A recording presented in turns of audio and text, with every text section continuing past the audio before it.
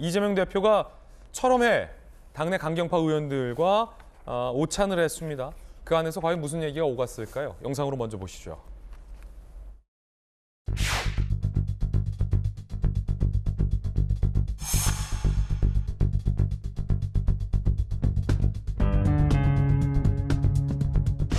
대표님 안에서 어떤 얘기 나누셨습니까? 밥 잘 먹고 갑니다. 안에서 검찰 소환조사 관련된 얘기도 하셨나요?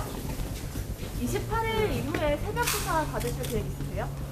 자, 고생하셨습니다. 민주당이 조금 더 강하게 해달라는 이런 저런 설문심에 대해서도 드렸습니다. 울트라 검찰공화국이 좀 너무 심한 거 아니냐, 여기에 대해서 민주당의 역할이 필요한 거 아니냐, 고개 끄고 좀 하셨죠. 강하게 대응하라. 박주민 의원은 뭐라고 조언했을까요? 한 라디오에서 이렇게 얘기했군요. 묵비권 하라고 말씀드릴 것 같다. 수사받을 때 묵비가 기본적 원칙. 검찰에서 진술 열심히 할 필요 없다. 어차피 재판에서 다 하는 거 아니냐? 라고 이야기를 했습니다. 김수영 교수님, 검찰 수사에 성실히 협조하겠다와 묵비권을 행사하겠다가 병립할 수 있습니까? 그러니까 묵비권은 어쨌든 피의자의 권리이기 때문에 뭐 묵비권을 행사하라는 것 자체가 잘못된 조언은 아니라고 생각을 합니다만, 어쨌든 그동안 검찰의 성실히 조사에 임하겠다라는 기조하고는 좀 비협조하자는 얘기인가라는 조언으로 들려서 좀 상치되는 느낌이 있는데요. 사실 저는 좀 흥미로운 것이, 과연 이 철험회에 이제 여러 율사들, 법조인 출신들이 많은데 이런저런 조언을 했겠죠? 이게 과연 이재명 대표를 위한 조언이었을까? 아니면 본인을 위한 조언이었을까? 이런 생각을 해보게 되는데, 왜 그러냐면 지금 이재명 대표의 정치적 운명에 자기의 정치 생명을 건 사람들이 너무 많아요. 지금 이재명을 결사옹위하고 있는 뭐 철험회라던가 친이계의 여러 의원들이 있지 않습니까?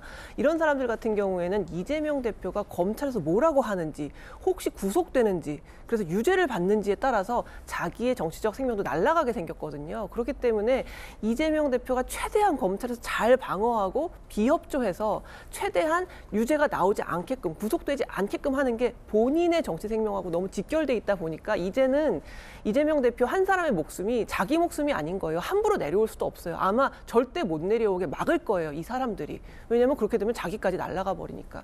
그래서 지금 제가 이전에도 이제 탈 이재명 러시가 언제 시작되는지 우리가 보아야 할 것이다라는 얘기를 했는데, 이제 철험회 같은 경우는 굉장히 강경한 이재명 대표의 어쨌든 지지 그룹이기 때문에 이재명 대표도 조사를 받기 전에 이 지지 그룹으로부터 좀 기운도 받고 좀 더 민주당이 힘을 내줄 것을 좀 이야기하기 위해서 이제 철험회를 만난 것인데, 과연 국회의원이라는 사람들, 물론 여기 국회의원 분들 나와 계시지만 뭐 일반인이 볼 때는 그렇습니다. 정권을 뺏기면 뺏길지언정 국회의원들이 자기 자리가 제일 중요한 거거든요. 그렇기 때문에 아마 이 철험회나 이재명을 지지하는 국회의원들이 이재명 대표의 정치적 생명에 아주 촉각을 곤두세우고 절대 대표에서 내려오지도 못하게 할 것이고, 검찰에도 비협조하고 구속되지 않게끔 최선을 다할 것이다. 저는 그렇게 봅니다. 예.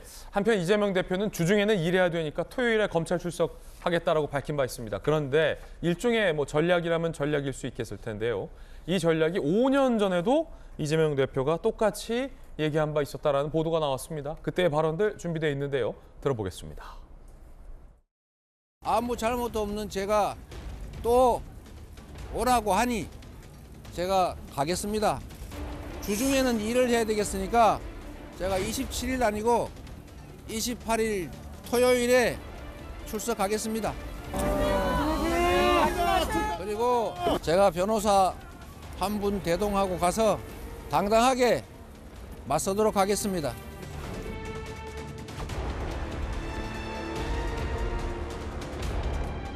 주중에 조사를 받는 것은 도정에 약간의 피해가 올 수도 있기 때문에 부득이하게 주말을 택했다는 점 양해해 주시기 바랍니다.